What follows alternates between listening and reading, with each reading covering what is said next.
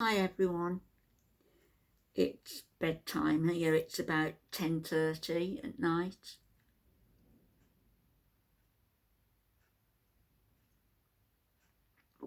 I just wanted to come on and do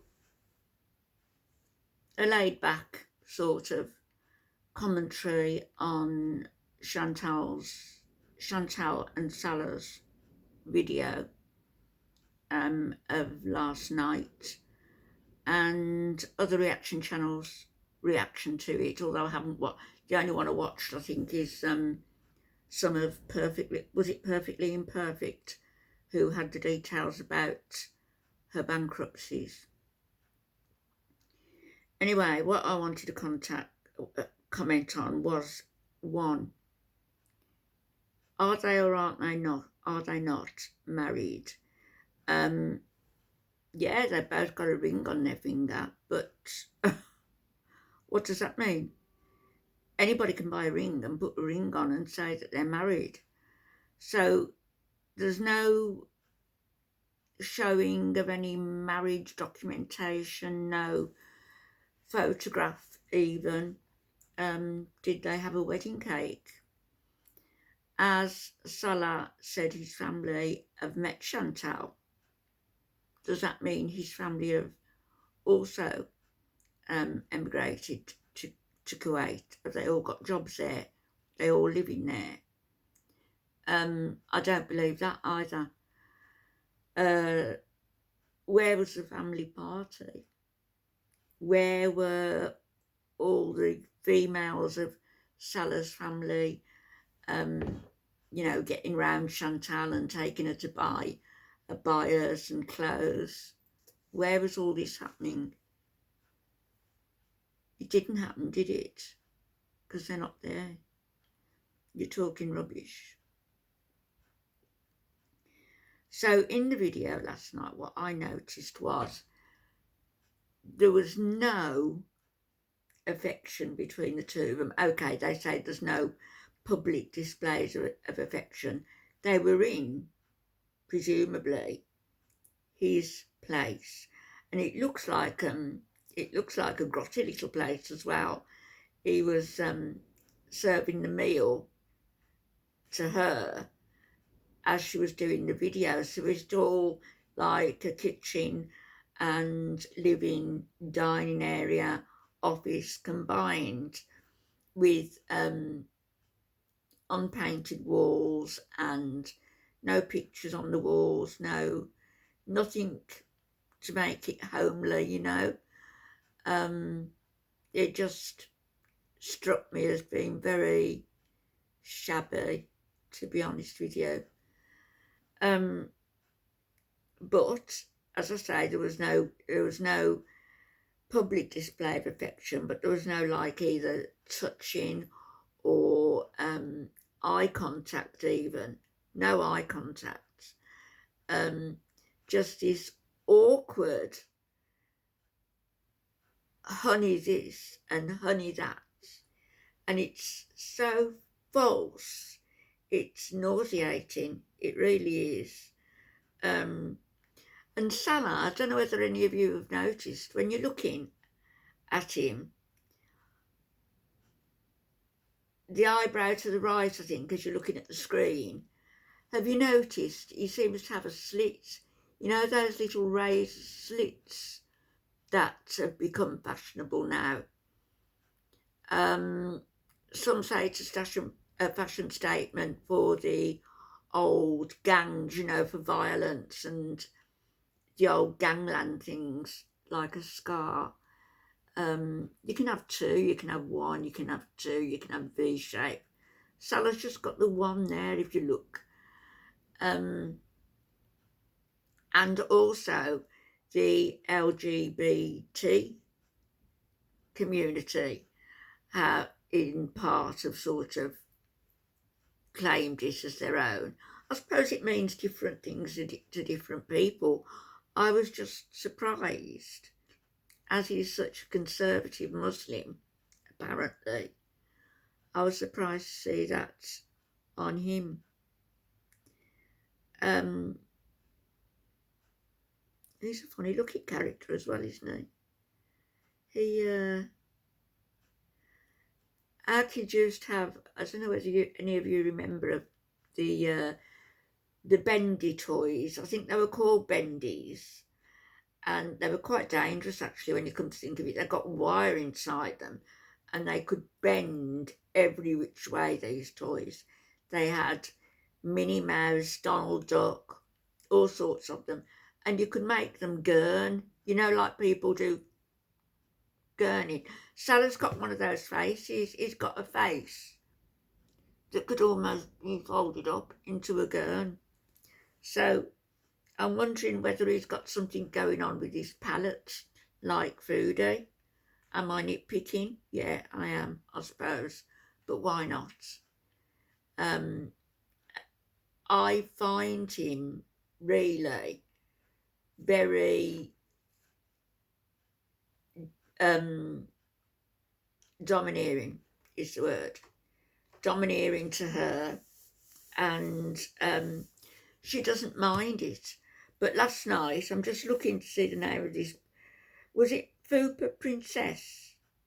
I think that he blocked because of the profile picture, and Foodie says change your profile picture and we'll allow you, I'll unblock you, I'll allow you back in. So he's just going through the visas after only knowing Foodie for a few weeks. He's just blocking people left, right and centre, like he did on that very first night.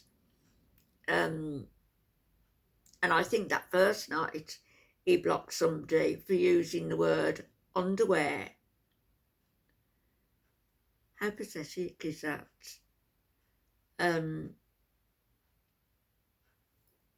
He's gonna, well, he won't ruin a channel, and the reason why is people are going to tune in to see where this arc takes everybody, takes Foodie. Is it a self-destructive arc? The final self-destructive arc.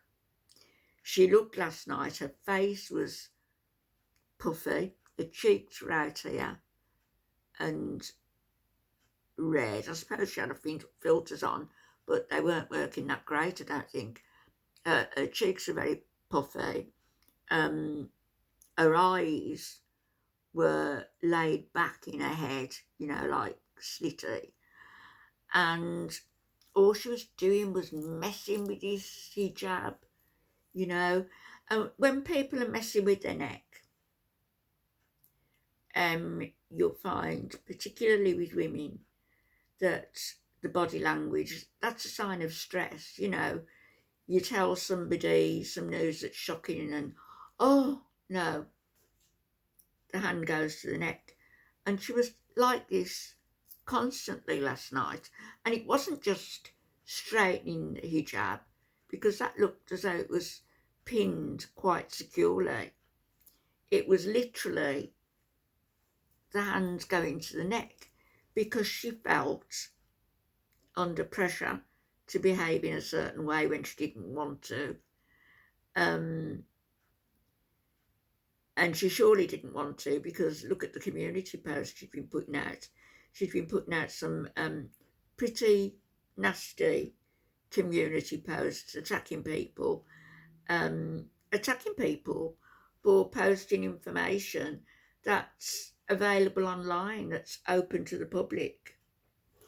So what she's talking about, I think, is the fact that I think it's perfectly imperfect. Who found out all this information, or was given all this information about Chantal's finances. So in the last 10 years, she's 38 now, in the last 10 years, Foodie Beauty has been bankrupt twice. The second bankruptcy, the one is discharged, the second one, I believe, is still ongoing. And given that she's apparently now in debt here, there, and everywhere. She's gone out to Kuwait. She's going to sponsor Salah, or is she, for 3 years. She's got to prove she can financially support him, if that's going to happen. And she owes in back taxes, apparently, I've heard two figures. One is about $74,000 and one is round about $100,000, but neither figure is good news for her, is it? How has she gotten away with not paying any tax at all on over 4 years? I don't understand it. Because don't add, I mean, I haven't had any payment yet from AdSense, I haven't looked, but they did ask for my tax information, which I gave to them. So presumably they had all Foodie's information. And I would have thought they'd have been taking taxation at source, so that, you know, it was ensured that he did pay up. But she's gotten away with not paying any tax for 4 years. No tax, 2 bankruptcies. People are saying they can see a third coming up, you know, with all the difficulty. She's got payday loans that she hasn't honoured. So what's she going to do? What's a girl to do? You know, she goes around with her largesse, giving away iPads, iPhones, paying rent on Nada's place, giving stuff to that bloke in Cuba, Renee, just giving money away here, there and everywhere. And of course she likes to give occasionally to poor people because it makes her feel better about herself. It just bolsters that feeling of superiority that she's got, that she's better than everybody else. Actually, Chantal, you're not. You're worse. And, you know, I've queried myself, as I do when I make videos, and I've queried myself about making these videos about you. And, you know, whether it's fair, and whether I should be doing it. And yeah, I am being fair, I think. You deserve everything that's coming your way and more, because things are going to catch up with you. They've got to, the way you behave. And I wonder also, okay, maybe I shouldn't say this on camera, but other people will say it if I don't. Have you told Salah of all your medical history and the STDs that you were plagued with? You know, the gonorrhea, the UTIs constantly, and the drug taking you were involved with was immense. And you stopped that days, or a day or two before you flew out to Kuwait. And I would think that it's all going to be out of your system very, very soon. Everything is going to be out of your system. And you're going to start getting some nasty withdrawal feelings. Now, I've never taken drugs as such as we're talking about, but I was on medication when I had my broken back, and I was on a lot of painkillers, and I was having reactions to them. They didn't suit me. And my doctor told me to come off them straight away, which I did. And I shouldn't have done it. It was cold turkey. It was like crawling sensations under my skin, going hot, going cold, all sorts of itching, nasty things that were happening to me. And it was as a result of coming off that medication sort of straight away without tempering it down as I should have done. So I had to go back on them and then gradually come off them, which was a sensible thing to do.